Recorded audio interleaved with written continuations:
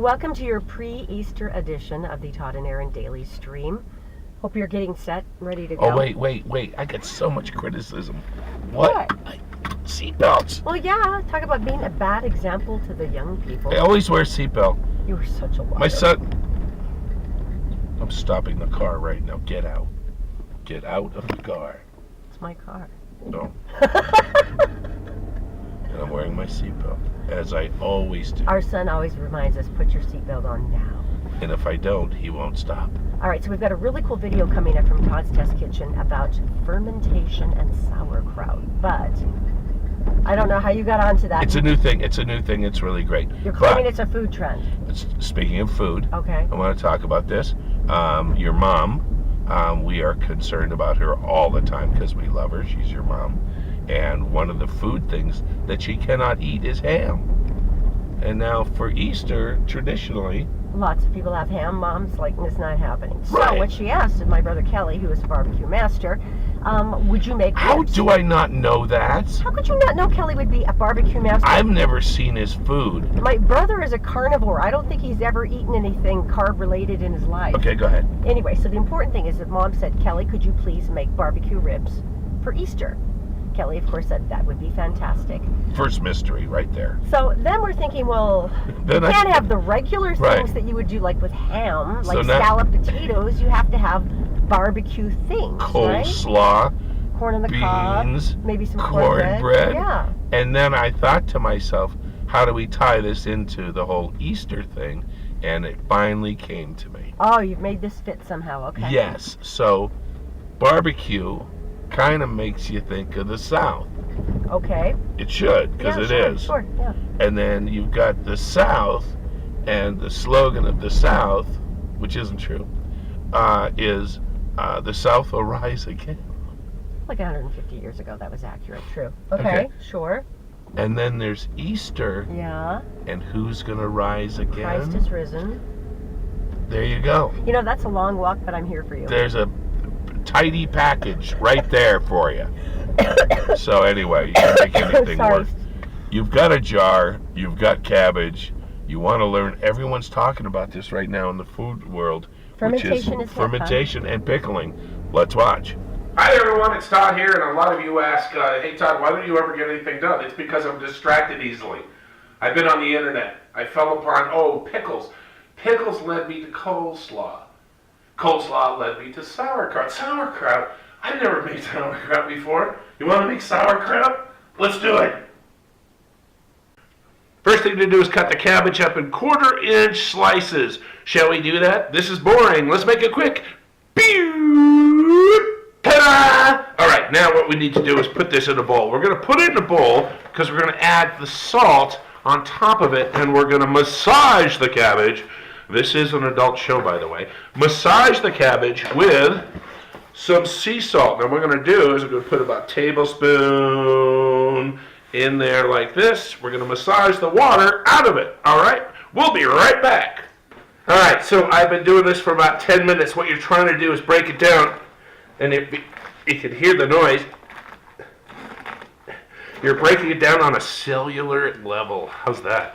All right, so I think this is about done. And you're trying to get most of the water out so the fermentation can take place. All right. That's good. We need a jar. Like that. All right, here is the jar. We're going to start filling it with our cabbage. And I didn't know this, but I thought there was vinegar in sauerkraut, but evidently there's not. It's just its own fermentation.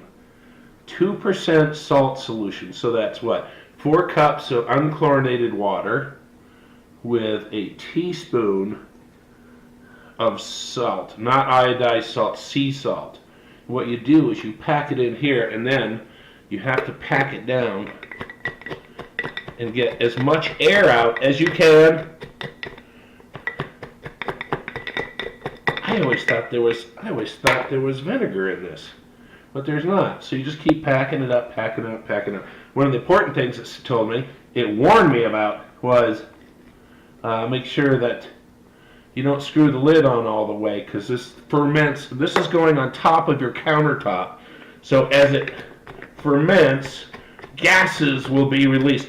Much like when you eat sauerkraut, more gases will be released. And the other thing is to make sure that you get about 2 inches from the top.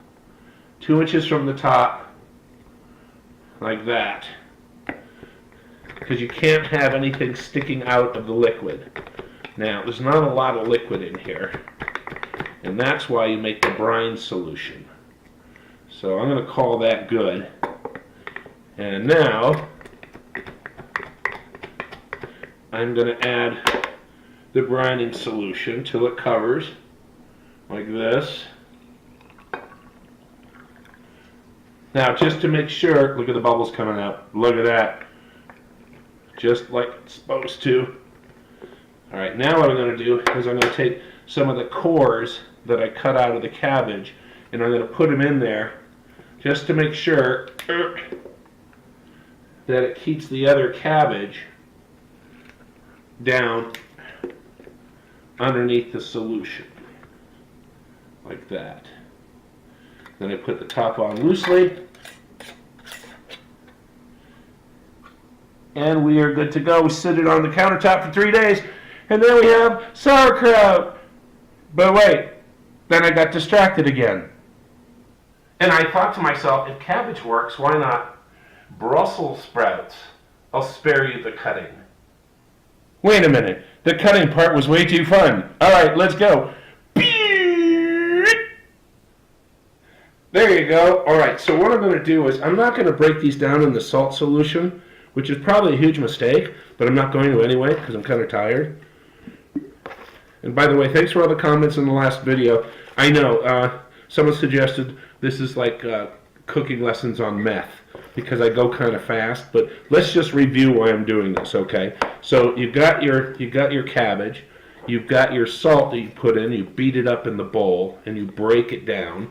When you're done doing that, 8 to 10 minutes, then you then put it in the jar. Any extra room on top without liquid, you go ahead and you add a 2% salt solution, which is 2% salt and non-chlorinated water, 4 cups of that. You fill it to the top just over the cabbage, or in this case, Brussels sprouts, and then you just pour it in, get it up over the top, make sure nothing is above the liquid, leave 2 inches on top, and then cover it gently, I say gently, with a loose lid on your countertop for 3 days, and after that you can put it into your refrigerator. And that is cabbage without vinegar.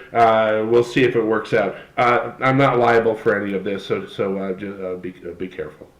The Todd and Erin Daily Stream is brought to you by PC Laptops, with desktops and laptops starting as low as $7.99 with a lifetime parts and service warranty. They fix phones too. Go to PCLaptops.com.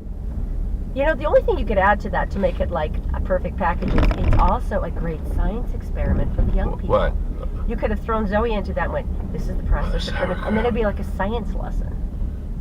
It's food that rots on your countertop. You know, the funny thing is, we've lived by Salt Lake City Cemetery for a long time. It's one of our favorite places. And I know most people wouldn't consider that a recreation paradise, but we all like walk through there, skateboard, roller skate through there. But we ran across something really interesting the other day, and I didn't realize the impact of it until you pointed it out to me. Yes, they were taking trees down. Big trees. Big old trees. Magnificent old trees. Because they had some issues with tearing up the roads and doing all the stuff. Anyway, period. They took them down. I stopped. I studied forestry. I stopped and I looked, and I started counting the rings, and this is what I found. Here I am in the Salt Lake City Cemetery among some very large trees that have been dropped because of disease and beetles, and they're dropping these trees now among all the beautiful tombstones leading back to 17 something or other. And this tree behind me is 107 years old. And I thought to myself, having studied forestry and knowing these things kind of act like centuries, right? Looking over, experiencing what the world has gone through. And if you look right here, that is when the tree was born. First of all, I have my smart glasses on because we're doing history. If I'm off by a year or two, stop. I don't want to hear about it, okay?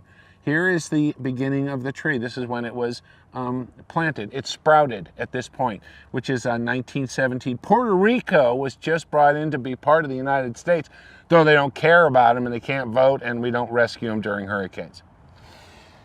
That being said, we're going to move on now to the 1920s, and that would be up in this area, and the Great Depression happened. Also, Prohibition, which made Al Capone like a king because of the bootlegging. Women's voting, very important. In 1927, that would be right about here, Charles Lindbergh flew the Atlantic for the very first time. The jazz singer, actually right there, was the first full-length movie with sound. All right, Wall Street, the Wall Street crash. Let's see, 10, 20, 30. Right there was the crash of Wall Street in 1921. Also 1930, 10, 20, 30, 31, Empire State Building was opened to the public for the very first time. 21st, 23rd, right here, the amendment was changed for the Constitution and Prohibition was flushed down the toilet.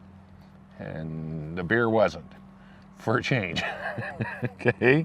The New Deal came in, let's see, 1 to 33. So right there, the New Deal came in, and this was to help out all the different people, help farmers get credit, help people buy houses. The CCC was created. That was a Civilian Conservation Corps. They were employing the people of America to do upgrades on all different kinds of structures and stuff. And I just remember them planting them because we'd be in the middle of the woods and we'd walk up and there would be this huge stand of red pine in the middle of nowhere. And that was because of the CCC, but they kept people working, they kept them being paid, and that's what they did. Following that, 1934, the 30s sucked. They really did, because here comes the Dust Bowl. And this is because of a drought, high temperatures, and mismanagement of soil and the farmers. And that's when that happened, 1934. 1937, Golden Gate Bridge, 37 right there. The Golden Gate Bridge opened up. And that saved people a lot of traveling time. Also, let's see, 1939, right here. World War II begins. Right there. And this tree was standing here the whole time. The next 5 years was just war, battle, battle, battle, battle, one after another. To brighten things up, so World War II started here. Right here, Bugs Bunny. Bugs Bunny made his first appearance. Pearl Harbor, 1941, brings us 10, 20, 30, 40, right there, Pearl Harbor, which is just sad. I mean, but this tree was here for it. I mean, I think that's the thing for me, is the fact that this tree saw all these things. It existed during all these different things we've been looking at. Here's another sad one, 1942. And that's when the Japanese-American internment camps started. And they started right here as well in Utah, in Delta.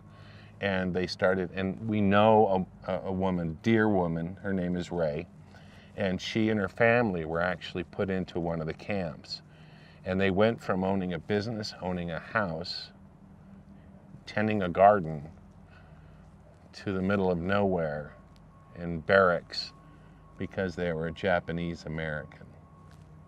Let's see, Constitution term limits. That was in 1945. That's right here. That means Hatch at this time was already 65 because he's been, yeah. Okay, so 10, 20, 30, 40, 50. 1955, Rosa Parks refused to give up her seat on a bus, which started basically the civil rights movement. Following that, they also came up with the Civil Rights Act, started in 1960, which was right here, which basically said you can't screw with people at the polls. You can't keep people from going and voting. You cannot intimidate them. You cannot make rules up. Why does this sound so familiar?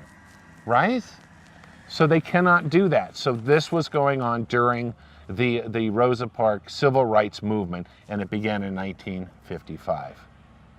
The space race is on. Sputnik, the very first satellite launched by the Russians, that started the whole thing. And next thing you know, we're all Space Force people fighting in space. Martin Luther King, very sad, 1963, right here. JFK was assassinated. In that same year, Martin Luther King was assassinated. In 1977, let's go through it, 10, 20, 30, 40, 50, 60, 70, 1973, and I know I'm jumping ahead really fast, Elvis passes away. So Elvis passes away. Let's see, we boycotted the Olympics. That was kind of a big deal because you had all these athletes who've been training for 16, 17, 18 years and suddenly saying, hey, you missed your prime, you're not going to the Olympics. Challenger disaster right there. And that was a big moment. Probably can notice, I'm not sure if you can see this, but the bands are getting tighter and tighter and tighter. And this represents the weather along the Wasatch Front. If you can see down here, this is a growth ring right here, from here to here. And then you follow it up like here, and you can see how tiny they are. And that's because of drought. So where we have a 7-year drought, maybe a 9-year drought. But this is just tough times for these trees. Might also be one of the reasons why they're taking them down, because they got beetles. They got infested by different bugs that are killing them, and they don't want it to affect other different trees. Let's see, so 1986, the Challenger, 90, 10, 20, 30, 40, 50, 60, 70, 80, 90. A Valdez oil spill from Exxon. Do you remember it? And what a big deal it was. And can you picture all the animals being grabbed up and taken care of and washed off, and people going along and sopping up the oil on the beachfront with rags? That was a huge event. Let's see, 1995. It's right here. Operation Desert Storm. We have a lot of people in Utah in the military. I think we remember that pretty well. In 1996 or 95, which would be right here, the Oklahoma City bombing. It's a bad time in this area. And of course here, right here, you and I and the rest of the world were preparing for Y2K. 2000. Because the world was going to end. People were wrapping their computers up in tin foil because they thought the world was going to come to an end. They thought, oh, Xbox is over. All these different things are over. Now, I got to tell you, I'm going to stop at 2000 because hopefully you remember what happened in the last 18 years. Hopefully. I'm sorry if I missed your birthday, but I saw this tree and I thought to myself, this tree's been around for a long time, and that's 100 years. And now it's coming down, and for a good reason, and it's making way for newer trees that they're going to plant, and hopefully they'll be around for another 100 years. But right from there, all the way to there, I just think it's cool. So there you go. That's kind of cool. I thought it was cool anyway. Well, Thanks for putting up with me. No, but it was interesting to realize the impact of how long things have been around us. Because usually in the West, everything's new, and we're like, well, if it's 50 years old, it's really super antique. Right. It's not like that. All right, so Easter Sunday. Easter is Sunday, if you're watching currently. If you're not, hope you had a good one. Yeah. Hiding the Easter eggs. Zoe's 8, so she's the youngest of Oh, and Maddie. all of the family. Oh, So that's there's really right. 2 kiddos left that actually hunt Easter eggs with any kind of sincerity. But So we will be doing that. And a little clue for you, a little tip from Uncle Todd, is make sure you date the eggs, because the ones from last year, They don't taste the same. They really don't taste as good as the ones that are new. So you guys have a great time. Thanks for watching the Todd and Erin stream. I promise we'll sound and be better next week after we get through the gumbo. So we'll see you later. Thanks for watching. Have a good weekend. Bye.